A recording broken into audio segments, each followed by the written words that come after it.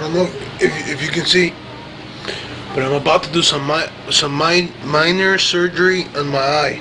I got this big flap of skin from the inner eyelid hanging over my eye, and it hurts like hell. I've been trying to take it out of my eye for the past half hour, and I haven't been able to. Okay, I don't think this is good lighting. Can you see?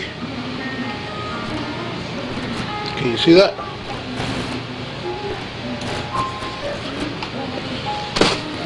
Look at that. Can you see that? It hurts like fuck.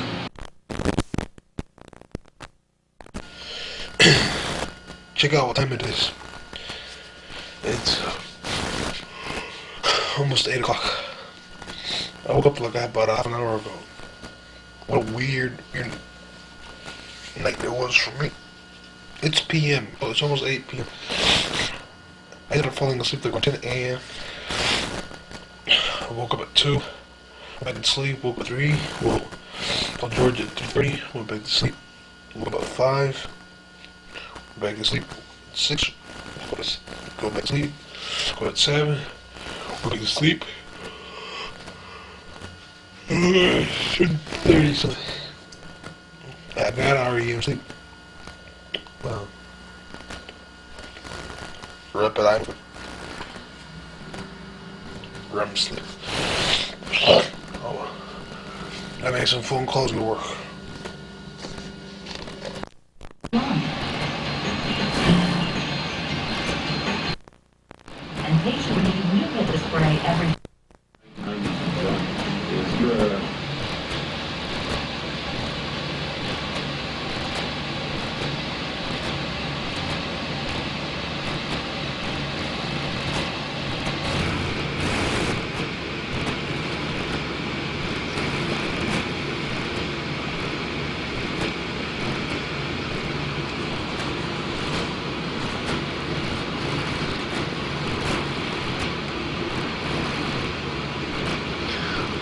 What the fuck is you're in a club, okay?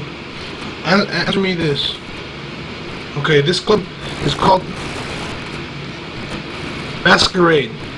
This is the lineup. Cobra. What the hell's that? Thursday? Suffocation, Crowbar, Shank? Broken Funk Essentials?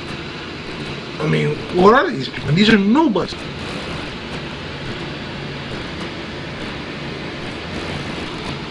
The Last Poets, Midtown. I mean, what is this? I think Sugar Smack. I think I may have heard them.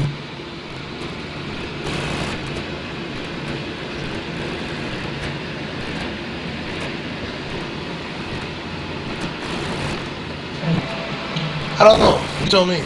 I mean, this is I mean, what the hell is she doing? A name like her, okay? She sold millions and millions of records, okay? Been in the entertainment business since she was 11 almost. I mean, what the hell is she sidelining with those nobodies? Nobody at all. I mean, I can understand not having an American tour or whatever, but I mean, I don't know. I know she was with the Costco Twins or Aphex Twins or some, band, they were touring with. I mean, even them, yeah, they've been around for a while. They got a name for themselves. They're shit, but they got a name for themselves. But, going into a small Mickey Mouse club, that's like, wow, pretty bad. Not that she can't do any better. Shit, fucking headlining the England's Reading Festival, and next thing you know, she's doing a Mickey Mouse club. Oh, well. I wouldn't be surprised if she came down here to Miami, because for sure she would have more fans here, I think, than Atlanta. Anyway. Velvet. Number 1, associated with luxury, wealth, or smoothness. Number 2, could correspond to smooth talk or put in display of empathy. 3, you may wish to see clothes. 4, see also colors. Silver, associated with money, prestige, and position. Number 2, biblically, a symbol of betrayal. Matthew 26, 14, 16. See also colors. Orange, associated with creativity. Number 2, symbolize temptation. Number 3, might be associated with activated wisdom, hidden power, or vigor. Number 4 could symbolize sexuality. Number 5 corresponds to the second endocrine center of chakra. See, Linden, whatever. Metaphysically associated with planet Neptune. Number 7, second color of the rainbow. 8 corresponds to the second note of the musical scale, R-E. Number 9, an orange aura corresponds to an orange aura can correspond to vitality, energy, sexuality, or focus on physical and mental world. Silver, often associated with resources, money, something of material value. 2, they represent the spiritual message or insight. 3, associated with recognition, like the silver anniversary. Metaphorically refers to a persuasive and eloquent individual. A silver tongue. And that's the key word, their silver tongue. Could correspond to silver cord, connection between one's soul and soul, physical body. A silver aura corresponds to spirituality or intuition. The key word there is a silver tongue, convincing, persuasive. Well, last night, for me it was last night, it was during the day, actually, but I had the worst trouble sleeping. I mean, I went to bed at 4 a.m. in the morning and I didn't fall asleep until 10 a.m. I did a lot of thinking, one of which was to, I don't know, I'm not sure about this, but it sounded great last night when I was fantasizing about it. To further distance myself from this first step, this project, its goal, for further distance Ricardo Lopez from this, I thought of becoming one. Yeah, I have several different voice changing, using digital sound processing chips that can change your voice into a woman, or man, or a child, or old lady, whatever. It's possible. Well, because all I have is that tape, the audio cassette is kind of about. That's a favorite.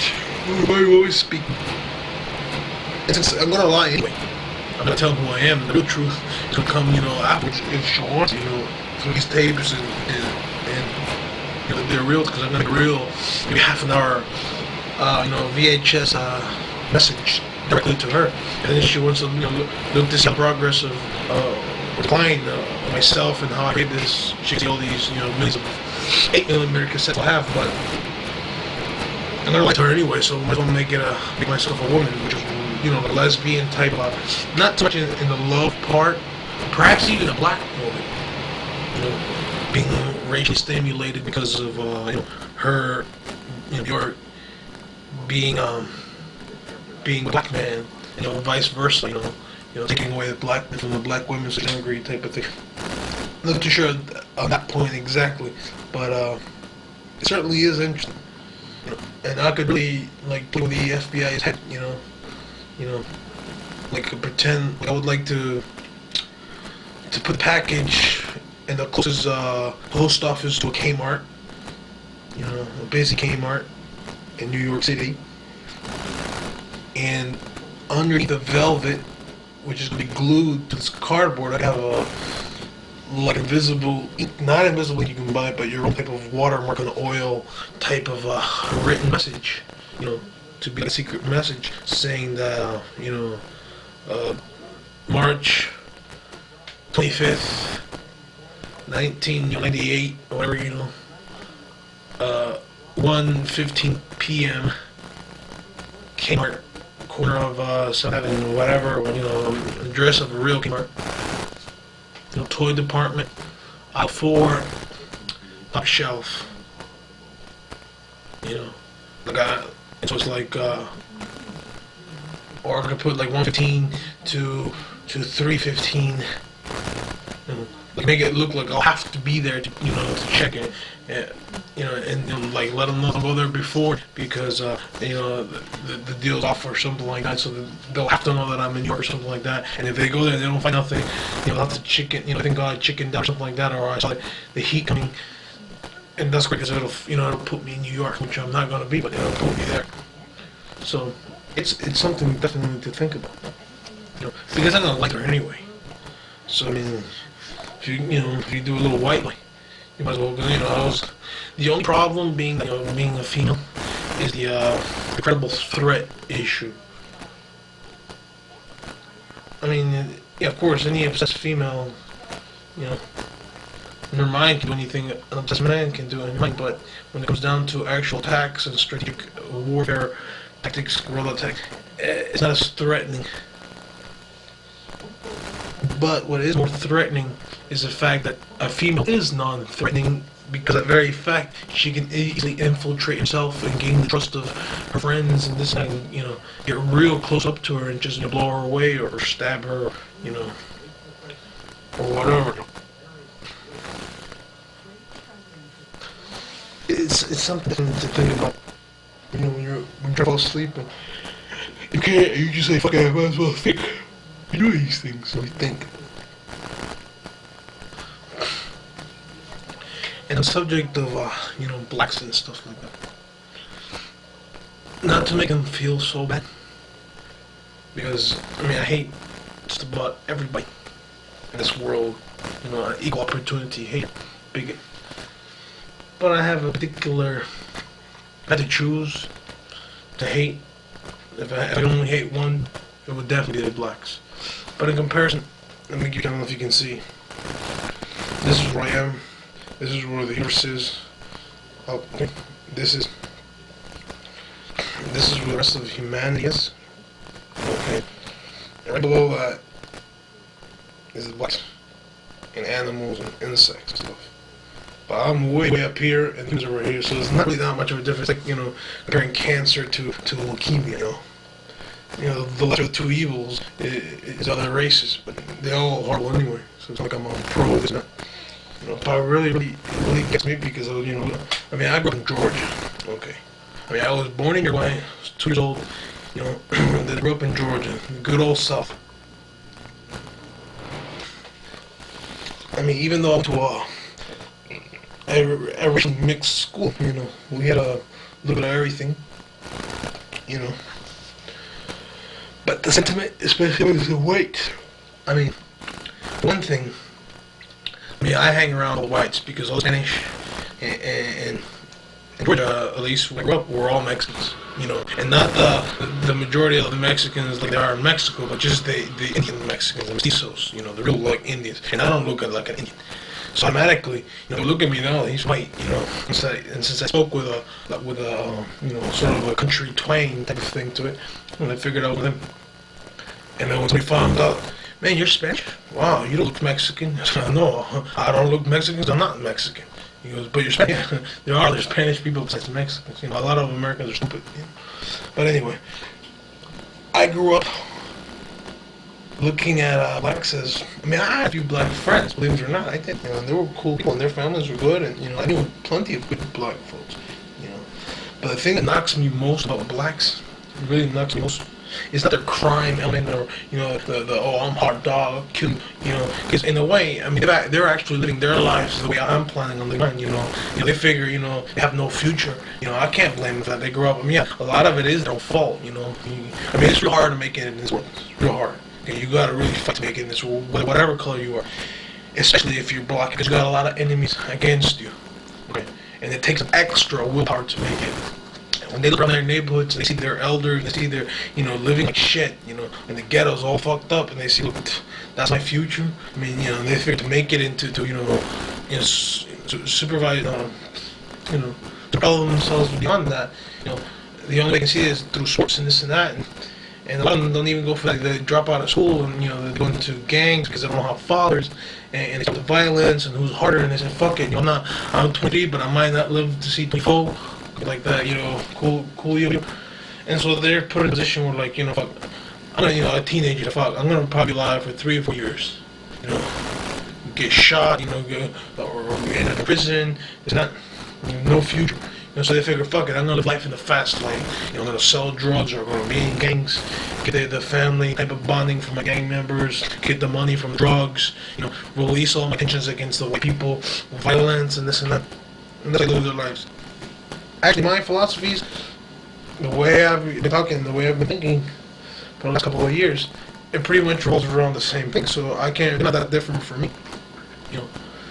But the thing that gets me the most about is race mixing. That's what gets me.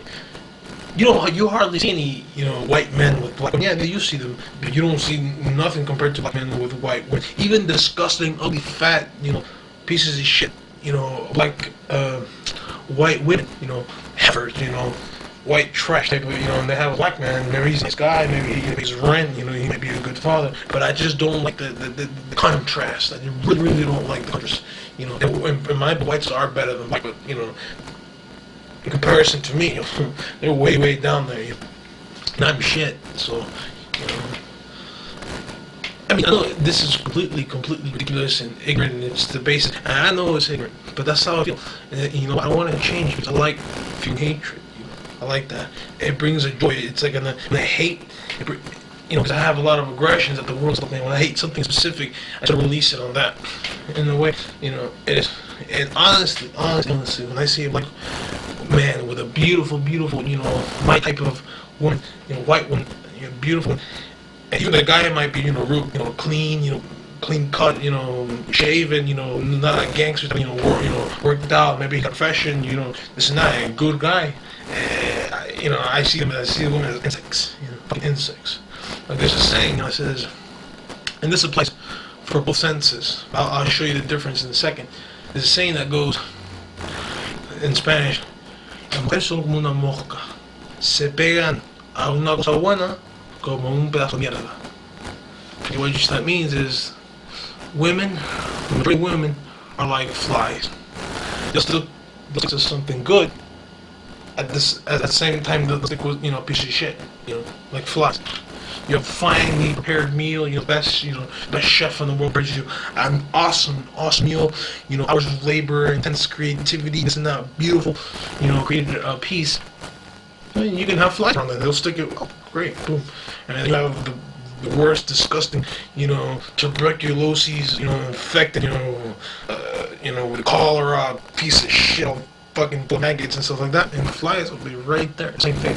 So, and for men, it applies to, you'll see, a nice guy go for a chick just because she's got big tits or something. The chick might be a fucking piece of shit, but the difference is this, in the majority of men, the men who go for women like that, for piece of shit women like that, maybe a woman that's no good, it's horrible, but she got a big ass, or she's got big tits, or she might look pretty good, This is not the emotional attraction. It's more of a physical attraction, and on the other hand, for the women, it's more of an emotional attraction. And when it's a physical attraction, it's like you don't give a lot of yourself. It's just fuck, man, it looks good. I'm gonna fuck her. I'm here to fuck her. I know I met a lot of guys, and I know how it is, and that's how it is on the majority of the basis. Not every case, but the majority. Guys that end up with a piece of shit wife or whatever. But hey, they're there for, I don't fucking love her, or anything. They're just there to, they got a piece of ass, On the other hand, the woman, yeah, they might have a piece of dick. But it's more of an emotional thing for them. So, so who's better? I guess when you don't have your emotions on the table, like if you're playing a game of cards, you're better off, Especially when you're dealing with a piece of shit. That's basically how that is particularly. I guess it's also an inferiority complex when it comes to to black men too. Even though I'm not in the market, like I said before, I'm not. It's not like they're competing with the same thing I'm competing for, because I'm not competing. I'm not in the game. But like I said before, this has the saying goes, and this is not always true, but once you try black, you ain't going back, type of thing. Since I have a real small dick, I mean, even if I had a large dick, it wouldn't do me much good, because the situation is. But ever since, this is how I feel now, but I never, this is not how I always felt, especially when I was growing up, I saw, I had hopes and stuff like that with women and stuff, and even though I was fat and this and that, but, I still had hopes, and that's when it really became apparent, my inferiority complex, because I see a beautiful white chick, my type, the dark hair, green eyed, In my country, there's a lot of girls like that, and that's my type. I like that. Beautiful, beautiful women, beautiful face. I said, wow, man, she's so beautiful. And I see, well, fucking nigger, and then I'd already, think, I was like, fuck, he's got a, in my mind, subconsciously, I was thinking, he's got a fucking big dick, he's gonna start fucking her, and if one day I meet up a chick like that, and she's been with a nigger, and I got a little dick, and it's gonna already give me more problems, and the psychological fact, was like, not so much the technical part, that big, she's gonna get used to that big cock, and then, whether it be a black guy or a white guy or whatever, I always appreciated virgins, because I am myself a virgin, right? And in my time, when I was young, I would think, I would love to marry a virgin, because to be with a woman, if she wasn't a virgin or whatever, okay, but not a lot of experience, but you got a chick with a lot of experience, and you don't have no experience, and even if you did have experience, the actual fact that you're in her, you're caressing, you're kissing her. And you gotta think, man, she's been with how many guys has she been with? How many? And that fact alone would just, kill me inside. I would like a chick that, I wanted a chick when I was in that age, with no experience and this and that. I was her first, and she was my first, and we could, be together and go against this world, type of thing. But anyway, I later changed the fact, not lowering my standards or anything like that, but just the fact of me saying, forget it. I don't want to get married. I don't want to have a girlfriend. I don't want to, And that's not natural, of course, but I'm not natural, But that's where I think my hate really stems after adolescence, because I grew up with a few black guys. They were cool and stuff like that, and I didn't hate them afterwards. But the image of a black man with a white woman, it really just drilled the inferiority complex in me. At that time. Now I don't really feel inferior, because now it's not it doesn't matter now, even though I still carry that hatred with me, But that's the way it is, I'm trying to be honest about it, because I ain't gonna lie to myself. Why am I gonna lie to myself? And I am wrong. I'm not trying to prove myself right, or prove to the world, no, look, this is the way it is. You see, this is right. No, I don't. I know it's wrong. But, that's the way I feel, And I guess that's the most ignorant thing, knowing that you're wrong and not doing anything about it. That's the most ignorant thing, but I enjoy it, Because I remember, especially when I would ride around, with a few guys in a car, white guys, and then we see like a black guy with a white chick, Even though I was never in a confrontation, but they themselves had been in a few confrontations. They would go out Friday nights and shit, teenagers, especially in Georgia, these rednecks. In Atlanta, there is a lot of race mixing in Atlanta, because there's a lot of blacks and there is a lot of Hispanics and Orientals and whites too, and so there is a lot of mixing there. But outside of Atlanta, when you get to the deep south, outside of Atlanta, country folk, small towns, suburbia type of, then you start getting them evil looks, you start giving them too, because that's not very common. And I remember,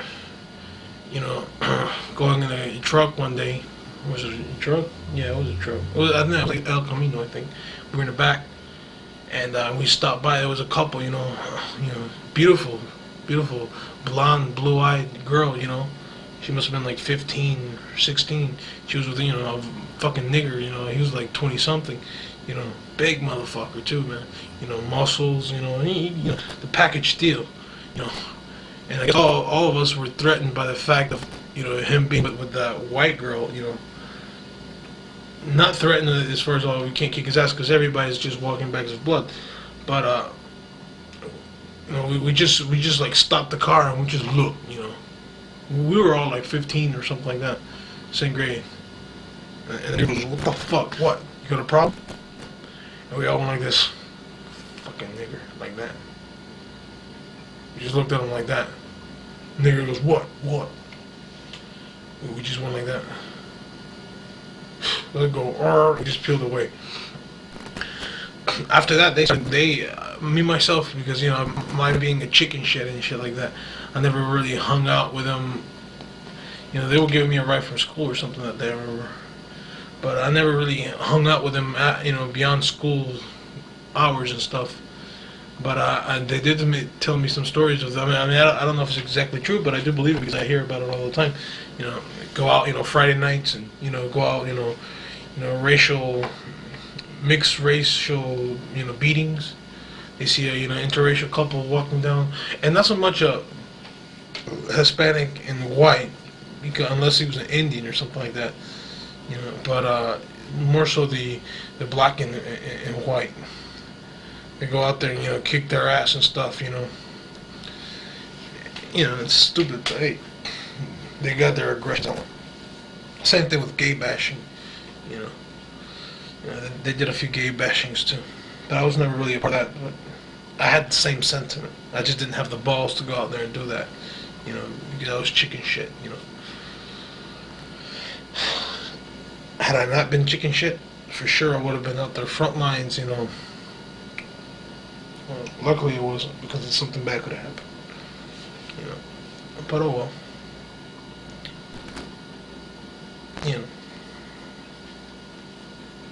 Something I enjoyed. And then when I came to Miami and stuff like that, a couple years into it, I got into the porno world, porno movies and this and that. It started off recording. Somebody would get a movie. My boss, he'd go, hey, can you? Since I had 2 VCRs, I would start recording, dubbing movies and stuff, and I would see them. Of course, I was like, wow, man, never really used to it. And I saw the power, and one of the 2 powers which I always held to my heart as my weapons, as far as since I felt very inferior about having intercourse. Okay, I would look for, the first movies that I saw, just, were just masturbation fuel. I mean, whoa, you never really learn too much. It's like, oh my God, look, and that's it. But afterwards, I looked at more of as a learning vehicle type of thing. And the thing that I would pay attention to most was eating pussy. Oh man, because I saw how amazing that was. I mean, I knew, I've heard of it, yeah, eating pussy and that. But I saw the results from that. It was like so overwhelming. It was like, I would even blush. It's like, wow, man, you can make a girl feel like that? Wow. And it's like, man, it was just truly bewildering. That, and so I sort of, kept that weapon in my mind as, I have that. If I ever, come into opportunity of that, I can eat them out and I can satisfy them. And I was fairly confident. Still am. I've learned a lot about that, especially from lesbians, because they're the best, undoubtedly. And so 2 things that I held as weapons were making a girl come by eating her out, and making her laugh. 2 of the reasons, why any girl would stay with me, type of thing, in my head, And so, I held on to those 2 weapons, making a girl laugh and bring her pleasure by laughter, or eating her out and bring her pleasure by that. I mean, I never got the opportunity to do that, but, I lost the desire for it, a few years back, but in my mind, that was what I was latching on to, And I was fairly confident in the eating out part, that's for sure. Because I had seen so much, and it's like, I mean, and that's the fantasy the only actual sexual fantasy that I've ever had with Bjork, is, not having intercourse with her, because, I'm really, really inefficient at that, and I really don't see her like that, I really don't see her like this, because I suffer from the Madonna whore syndrome, just like I talked about in my first, piece, the '94 one. Madonna whore. I see her as an untouchable divinity. Not a human being with sexual needs and prospects. And so the only thing in my mind that I would think about is like, if I would ever go back in time or this and that, because not now, because even if I were to go at it now and I was a famous guy now or this and that, or a famous artist, and somehow we got in talking to each other and things happen, boom, boom, boom, not because she's had a lot of experience. And, she's been with a French guy. They said that with the French, they're the best lovers. I mean, I don't know if that's true or not. I mean, I guess she knows. But so right now I would even feel inferior to doing that, and I wouldn't feel right. But in the fantasy was me going back, me going back in time and stuff. And when she was a teenager, me and myself being a teenager as well, but having the knowledge that I have now, and just bring her the utmost pleasure, because she's never had any experience, and imagine for that to be your first experience, eating her out for hours, like just like they say in Real Personal, make yourself comfortable, get a pillow, and say, baby, I'm gonna be here a while, so. Don't have any anxieties about me quitting, right when you're getting started or before you finish, because I'm gonna be here a while. Boom, Lay your head fantasizing about, making it as pleasurable as possible for making it a magical moment, like probably for her sitting in the washing machine or something like that, and, because the vibrations, during the spin cycle, and anything that would help, and then I would, calm down that beast, her sexual desire, and then she would be happy enough, and then make her laugh and make her feel great, and then she would, be happy to stay with me, for some reason, and that's the fantasy that I had. Not often, but when I felt threatened, by like Big Time Sensuality, the song, when I first heard that, and I was like, oh shit, So I felt threatened by that, her having sex and this and that, and then I said, well, okay, if I could go back in time, and that's when I really would think about that. Not as I would never masturbate to that, never, never masturbated to her at all. But I mean that's wrong because a woman, that's what happens to a lot of guys too. I mean, they're married and this. I mean, when they get married and this and that, and their girlfriends, and when they become their wives, they have tremendous sexual relations and this and that. Oftentimes. But what oftentimes happens is once the woman has a child, a lot of times the sexual relationship changes dramatically for the man because he no longer sees her as a wow, I'm a sexual thing. He sees her as a mother, so he looks at her more cleanly, not so dirty. Oh, this girl, she's oh, she'll do anything, but it sort of feels kind of like oh man, she's a mother. Wow, so she becomes like a Madonna figure, and that's why oftentimes a lot of guys go to hookers and stuff like that to fulfill their dirty desires and that they wouldn't ask their wives to do. That's not an excuse, but I mean a lot of guys do that. Well, one of the major reasons, and the girl next door type can be just as sexual as any woman out there getting banged every other day. It's just a matter of experience that you get with each other. But sex is not really a major thing for me in my life because it is a big deal to me in her life because I really worry about things like that. Just worrying for nothing really because it's pointless. But I don't know. I mean, see, one of I was thinking about the other day. It's like, why do I even care? I mean, why don't I just give up? It's like, let me show you something. This is a very crucial excerpt from my diary, 645th page. This is from August 13th, Saturday, early morning, 12:30 a.m. Okay. And it states, this may be a turning point in my obsession/enchantment with Bjork. I just got 2 London magazines, okay? And those London magazines, let me see if you can see, okay, were the Hot Press and the Select Pop Avalon. This is after I remember I grabbed those magazines.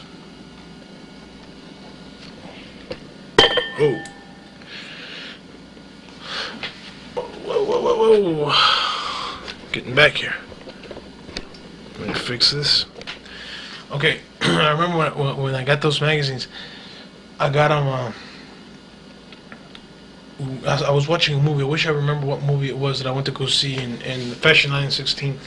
Anyway, we had some time to kill, so I went to the bookstore, Barnes and Noble, and then I was like, "Wow, man! I found one Bjork magazine." And Ralph says, "Look, here's another Bjork one. You want it?" I was like, "Oh my God, great! Boom, got it!" And I was so excited. I remember going back home. This is when I used to live with Ralph. I had him in my hand, and I just flipped. I was excited. I was nervous. Okay, this is the first big magazines that I get on her. So I opened it up a little bit just to flip through. I saw pictures of her. It's like, wow, this is really something. Oh, and I got it home and stuff like that. I remember Ralph, he had left. So I said, okay, I'm going to go to the bathroom and I'm going to read the Hot Press. The Pop Avalon, the Select, it just had pictures of her and didn't really say much, the Queen Bee or something like that. That was alright. I wasn't disappointed at all. I was actually happy. But the other one, I started reading it, first time I got any real information about her. I was all like, wow, And this is the conclusion that I got at that point.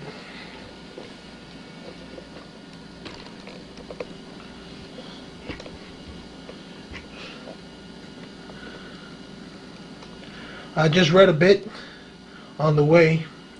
Something about being drunk extremely, and if there's any mention of perverse sexual or any perverse sexuality or any promiscuity. Okay. And this is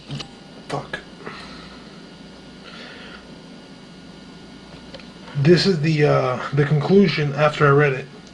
That will be it. That will be it. The end.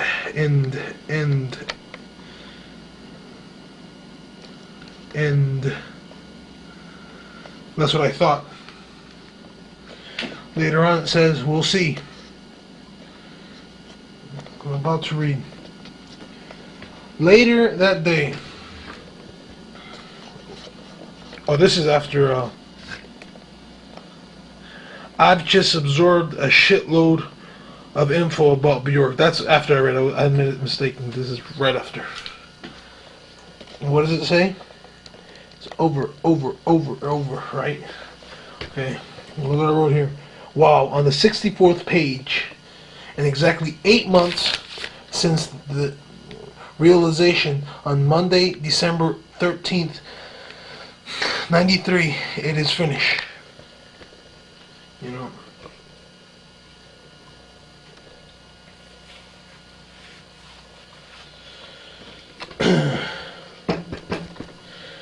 Okay. Here's the other page. So you can't begin to remember how weird I feel. I mean, this is a message from the past to me, now in the future. First of all, she is an alcoholic big time. Sugar cubes never meant much. Never took him too seriously. She has a fucking lover. Okay. Man, what a waste of time. 8 months of my life.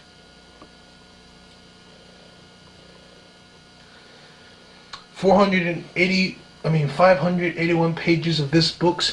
This book is devoted exclusively to my feelings for her.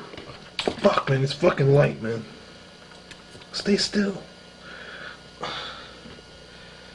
The main word is tragic disillusion. Tragic disillusion. I saw it coming from the get-go, but I always wanted to believe otherwise. I wish I had seen this from the beginning. I wish I had seen this from the beginning. I will document my feelings henceforth. and the change. This is funny. This is a motherfucker who never learns. Okay. I must learn from this, for this type of blinded obsessionness will never repeat itself in any way. See people for what they are, not for what you want them to be. That, my friend, is the 8-month lesson. Apparently I don't learn very well.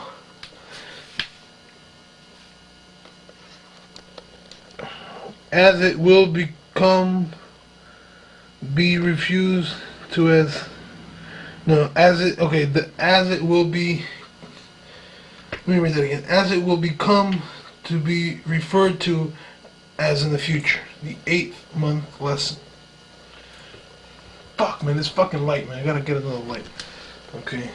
Now, turning this the other way.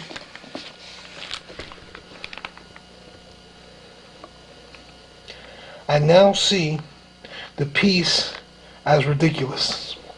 Ha! Never again will it happen again. Let me read that again.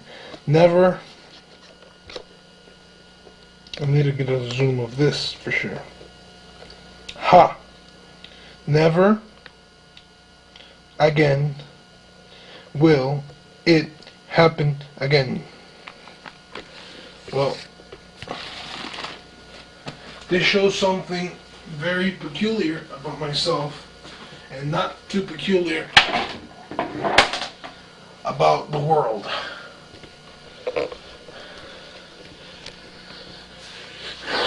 I don't know if I'm zoomed or not. Let me check.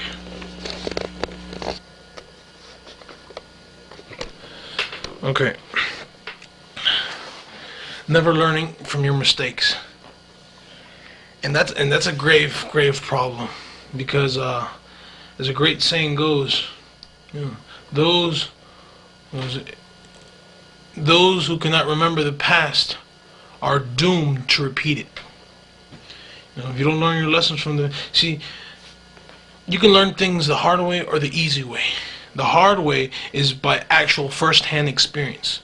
A wise man, okay, a really wise man, okay, would take knowledge from him, not only from himself, but from others, okay, and apply that to his own life.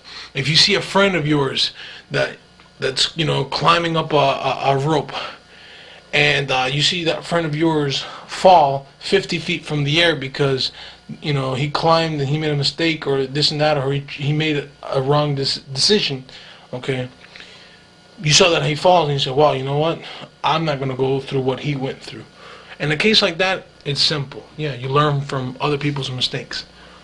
But oftentimes, when we forsake our personal involvement in our, you know, our attempts, you know, not wanting to take another person's advice or not wanting to take, you know, another person's example, more importantly, because we want to try it out for ourselves. You know, we want those highs that you get, you know, the enjoyment, the excitement of trying something new, you know, and that's only part of humanity, you know, curiosity. That's been programmed into our minds, you know, to be curious, you know, and oftentimes that leads us to despair, and it's very foolish.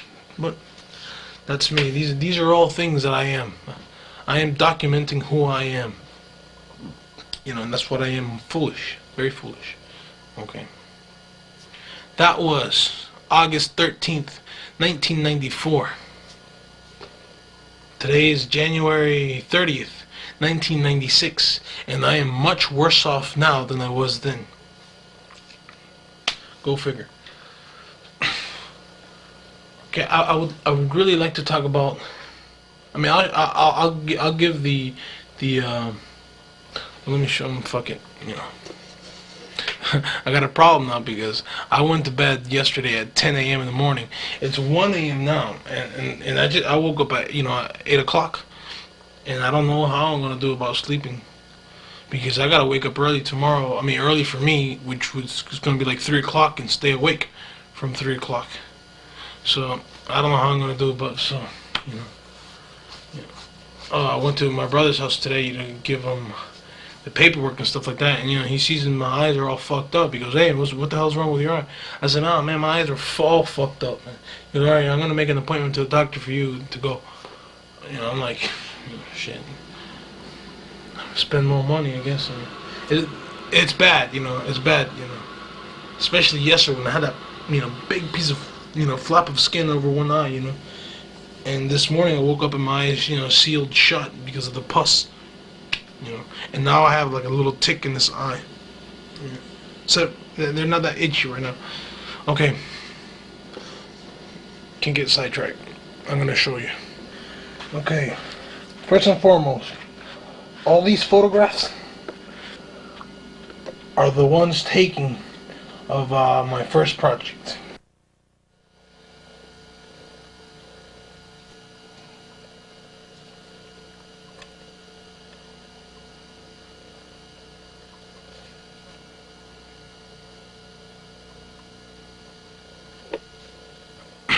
Well, that box that you saw, that was my first piece, my project. May 1994 is when I wrote it, finished it, and I sent it in June 94. And that box that you see there, all happy, all ready to roll. Okay, I might as well start talking about it. Well, I really have to start from the history, because that right there is history. Real history. Okay, I'm gonna start. My enchantment with Bjork. Let me begin. In July, August, I'm really not sure, fortunately. 1993. I was out working, and I passed by George's house, and I saw a music video. I was actually listening to it. The first few sounds which I heard, like vocals that I heard, I thought it was, oddly enough, a Sinead O'Connor song, which I had heard on Saturday Night Live.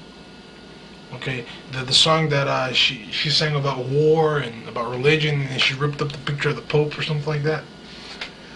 I don't know. Oddly enough, just like one little verse or one, because I heard Human Behavior, and I remember that the song. And then I looked, and I said, "Well, that's not Sinead O'Connor, that's for sure." And I was like, "Wow, man, this song's," I didn't really pay that much attention to it. The thing that stuck out most was her name. In my book, well, actually, in my book, I remember her name as being Bojork, Bojork or something like that. And that didn't give it much to that. I saw that video again later on, all of it. I said, "Wow, this is real cool. I like this, man. I would like, if I had the, tape recorder or a CD player, I would definitely get this CD. It's a cool song." Okay, now, I believe it was in, I saw, which was a supermodel, Cindy Crawford, having a fall special on all of fashion and this and that. And lo and behold, Bjork was on there. And I saw her and said, "Oh, that's her." And I said, "Wow, man, she's real pretty, Especially when I saw, Human Behavior, one of the most beautiful parts where she's in the water, with her head upside down. I said, "Wow, man, she's so beautiful." And strange, too. I've never really seen a girl that looks quite like her, I said, and then I looked at her and said, "Is she Chinese? No, or mixed?" Wow, man, she's strange, beautifully strange, exotic, And, anyway, I loved her voice. Her voice, oh, man, especially, in Human Behavior. It's like, wow, man, it was unbelievable, She entered my mind, put it that way, obviously. Now, upon seeing that, a House of Style interview with Bjork, and learning that she had another band and everything like that, You know, I was like, wow, man, I really like this. You know, and I was actually kind of proud of saying, look, this is the kind of music I like. You know, it's different. You know, obviously different. You know, Rolf had heard that, you know, Human Behavior in a club or something like that. He liked it too. You know, that's his favorite Björk song, Human Behavior. Anyway, in November 21st, which happened to be her birthday, which I later found out, you know, much later, you know, she had an interview, which I really didn't even know she was going to appear. I just happened to be watching 120 Minutes. And, you know, Björk was on there. I was like, whoa, isn't this cool, you know? And I got to, you know, listen to her speak again. And I was like, wow, man, I noticed her face again. And the thing that I noticed more than anything were all her little quirks and mannerisms and her accents, and more than anything, because in her House of Style accent, she had a very Icelandic, or should I say Icelandic accent, you know, very pronounced, you know, interesting, you know. And I was trying to picture her, you know, I didn't even know where she was, you know. You know, I figured, wow, what is she? Is she from, you know, is she Russian? You know, she has a little bit of, you know, an accent, especially with the S's, like they do in Spain. You know, it's a real hard S. It is Christmas. You know, I'm from Iceland, Icelandic people. You know, like an S like that. You know, I think, wow, man, she's, you know, what is she? I mean, I didn't know. I was like, wow, completely intrigued. I didn't give it that much thought, you know. Well, anyway, I saw the interview, and I noticed all her little mannerisms that she had, and little quirks, like I was saying. And I myself have many of those similar quirks, you know, like, you know, going behind, scratching, you know, picking her nose, you know, very, I don't know, like, you know, stuff like that, you know, picking her pantyhose, you know. I myself, as a child, I had many of those little quirks. I found that kind of cute, you know. And I learned she had a son, you know. I was like, wow, you know. And I didn't know how old she was. She looked so young. I mean, in my book, I guessed her to be, you know, early 20s, if that, you know. Because she looks very young. She looks like a little girl, almost. You know, no wrinkles, no. They're very, very young. You know, I was quite surprised later when I learned that she was, you know, 28 at that time. I was like, wow, man, no way. It was a little bit of a letdown in a way, because I started liking her. But before I talk about that, I listened to the song "Come to Me." Wow, man, what a song! That song blew me away. The acoustic version. You know, I was like, oh, man, unbelievable. I said to myself, man, for sure, I have to get her CD. This is unbelievable. I loved it. Sadly enough, I mean, I saw Venus as a Boy. It freaked me out, you know. It really freaked me out. I was like, whoa, I've never seen anything like this. And then she had all these little dots, and you know, and I learned from what she said, the kind of, she likes to, in a way, like, you know, the reason why she really wasn't a fan of Nelly Hooper's Soul to Soul is because, even, I mean, I would think that she might like it, but she has reasons. But one of the reasons is they're very safe. They don't really go out. You know, they don't. She likes to, you know, she poked Louis Largent, you know, with the loser shirt. I remember. You know, she just likes to, you know, poke people, you know, push people's buttons type of thing, you know. And she likes, you know, she's very energetic, very childlike in many ways. And I was like, really, you know, wow, certainly is original. Never had seen anybody like her. Heard anybody like her, you know, what a beautiful voice she has. Anyway, it wasn't really until December 10th when I was watching because let me talk about her beauty. She is different, and when you know, a few months ago I saw a show on, you know, models, and, you know, the optimum, the most beautiful face type of thing. You know, what are the characteristics? You know, especially for women. You know, because this is a very instinctual type of thing. You know, because we're animals and stuff like that. You know, the male, you know, and the instinct always has that protective, the provider type of role. The woman instinctively, has more of the, caregiver, the preparer, foods and this and that. I mean, this is instinctively. When a man sees a woman as a little bit of a childlike, helpless, somewhat, and himself instinctively, I mean, maybe subconsciously or consciously, he sees like, I can take care of this girl. I want to take care of her. He sees her like, submissive. And that's very attractive. Okay.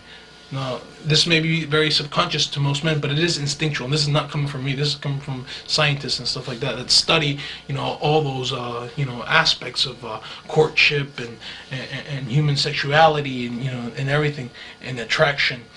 And especially, and this is very true when I said I'm getting a little bit veered off, but I always do.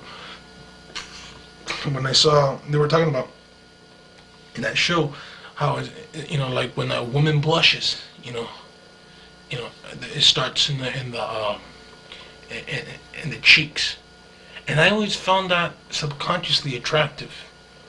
Never really thought about, she's blushing, she looks cute. I never thought of it, but subconsciously, I always found it very flattering, very childlike, very innocent, and the flushing moves down to the neck, after a while, and then to the chest. That's a sexual response. Okay, it's subconscious level, instinctual preparedness for the courtship type of thing. Because we have that.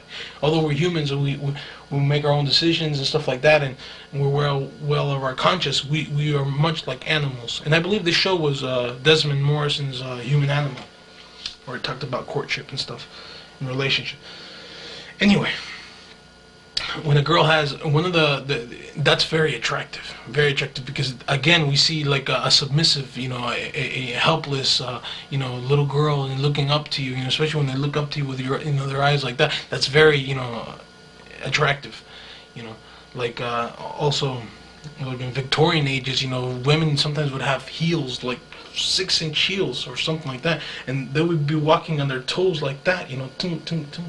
And they always had to have an escort when they walked because if not they could fall over. And that helplessness was very attractive to males, instinctual. And I think that was one of the underlying reasons of my attractiveness to her physically, that her voice too. She has such a childlike voice, when she spoke, very sweet, very subtle, okay? And then when she sang, it was unbelievable, the degrees of, emotion she sparked in me. It's safe to say that my attraction to her was very, very physical attraction. It was because I really didn't know her. It was just based on what I saw and what I heard, like I was talking about her face and everything like that. She does not have an average face, okay? And you see, there's certain aspects that make people more attractive, like larger eyes, especially women, okay? Larger eyes, they look more childlike, higher cheekbones, shorter foreheads, little details like that, Her little button nose just completely drove me nuts. Oh, I love her nose, and it's one of the aspects of my, my sculpture that I've been battling with to get just right. She's so cute. She's got such a cute little girl's nose. Her lips too are very, very fine, beautiful. Her eyes are now. Her eyes to me have been a much acquired taste. And one of the most stunning aspects of her now that I look at it and instantly recognizing. In the beginning, it was obviously different. I was like, I didn't really know. I never had seen anybody like her, So I saw her and I was like, wow, man. A little weird, but I kind of liked it. It was, I wasn't too sure. It wasn't a beauty like, wow, man, an instant beauty, Because some people really, she's not really pretty. And then they would see a picture of her in a different angle and she completely... In my book, she has many faces. I've seen, and I can recognize at least 6 different faces that I've seen that are completely different. It's unbelievable, 6 different faces that I've identified, you know, and it looks like six different people, you know. But anyway, in December 10th, when I saw Wayne Garth's, you know, an MTV special of Saturday Night Live or something, and they were talking about the hottest babes of the world, they included her.